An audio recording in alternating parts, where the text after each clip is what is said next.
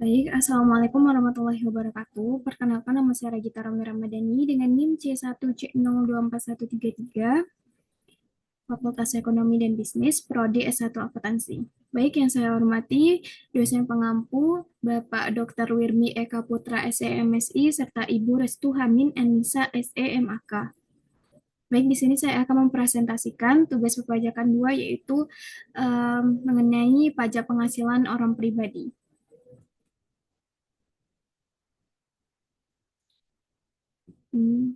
Yang pertama yaitu pengertian PPh orang pribadi. Pajak penghasilan atau PPh orang pribadi merupakan salah satu sumber penerimaan negara yang penting dalam sistem perpajakan Indonesia.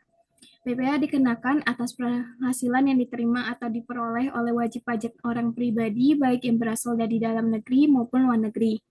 Tujuan utama diberlakukannya pajak ini adalah untuk mewujudkan keadilan serta pemerataan dalam pembiayaan negara yang disesuaikan dengan tingkat kemampuan ekonomi setiap individu. Selanjutnya yaitu subjek PPh orang pribadi. Subjek pajak ini dibedakan menjadi wajib pajak dalam negeri atau WPDN dan wajib pajak luar negeri atau WPLN. Wajib pajak dalam negeri atau WPDN yaitu yang pertama bertempat tinggal di Indonesia, yang kedua berada di Indonesia lebih dari 183 hari dalam jangka waktu 12 bulan, yang ketiga dalam 1 tahun pajak berada di Indonesia dan berniat untuk bertempat tinggal di Indonesia. Selanjutnya itu wajib pajak luar negeri atau WLPN. Wajib pajak luar negeri adalah orang pribadi yang tidak bertempat tinggal di Indonesia dan berada di Indonesia kurang dari 183 hari dalam jangka waktu 12 bulan, namun menerima uang atau memperoleh penghasilan dari Indonesia. Wajib pajak luar negeri hanya dikenakan pajak atas penghasilan yang bersumber dari Indonesia saja atau source income. Selanjutnya yaitu objek PPh orang pribadi, yaitu gaji, upah, honorarium, tunjangan, dan sejenisnya. Selanjutnya yaitu penghasilan dari usaha dan pekerjaan bebas, penghasilan dari modal seperti bunga, dividen, royalti, sewa, dan keuntungan penjualan harta. Selanjutnya yaitu penghasilan lain seperti hadiah dan perhargaan. Selanjutnya, norma perhitungan PPh orang pribadi. Norma perhitungan penghasilan neto atau NPPN merupakan pedoman yang digunakan untuk menghitung besarnya penghasilan neto bagi wajib pajak orang pribadi yang melakukan kegiatan usaha atau pekerjaan bebas, namun tidak atau belum menyelenggarakan pembukuan secara lengkap. Norma ini memberikan presentasi tertentu atas penghasilan bruto berdasarkan jenis usaha dan wilayah domisili. Contohnya itu jasa konsultasi 50%, pedagang eceran 30%, jasa pengangkutan 40%.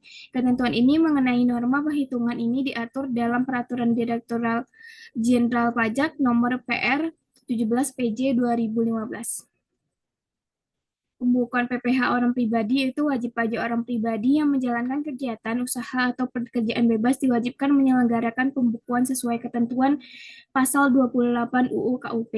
Namun jika omsetnya kurang dari 4,8 miliar setahun, wajib pajak dapat memilih untuk menggunakan pencatatan sederhana.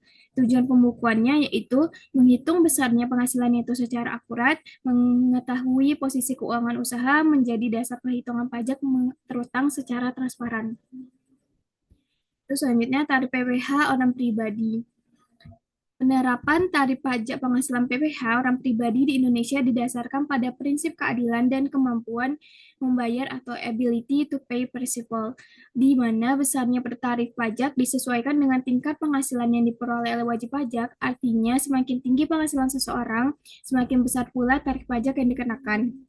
Ini menurut tarif pajak di tahun 2022. Berikut saya lampirkan contohnya, yaitu lapisan penghasilan kena pajak atau PKP-nya sampai dengan 60 juta, tarif pajaknya 5%. Di atas 60 juta sampai dengan 250 juta dikenakan 15%. Di atas 250 juta sampai dengan 500 juta dikenakan 25%. Di atas 500 juta sampai 5 miliar dikenakan 30%. Di atas 5 miliar dikenakan 35%. Selanjutnya yaitu kesimpulan. Pajak penghasilan PPH orang pribadi merupakan salah satu komponen penting dalam sistem perpajakan Indonesia yang berfungsi tidak hanya sebagai sumber penerimaan negara, tetapi juga sebagai instrumen pemerataan ekonomi dan keadilan sosial.